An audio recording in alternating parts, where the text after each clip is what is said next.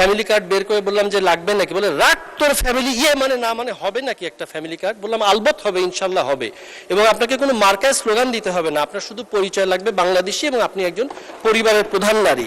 মোহাম্মদ শামীম কায়সার, গাইবান্ধা 4।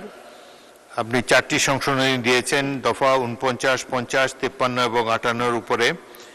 আপনি 1 মিনিটের মধ্যে আপনার বক্তব্য উপস্থাপন করুন। সময় লাগবে, ওকে 2 মিনিটের মধ্যে উপস্থাপন করুন। স্পিকার আপনাকে ধন্যবাদ।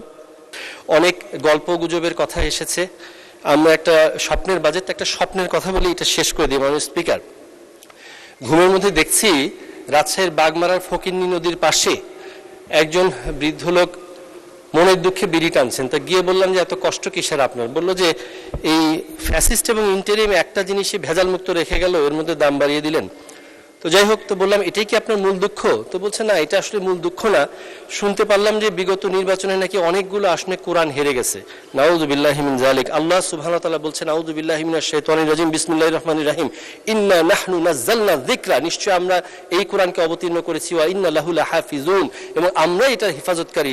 সে অবস্থায় কোরআন তো হাঁটতেই পারে না। মনের দুঃখে ফকিন্নি নদীতে ঝাঁপ দিয়ে উঠে দেখি ঝগড়ার চর, দম্পতি ঝগড়া করছেন। তা গিয়ে বললাম মা কি নিয়ে এত ঝগড়া? সংসারে অনেক টানাপোড়ন, কি করি, নুন আনতে পান্তা ফুরায়।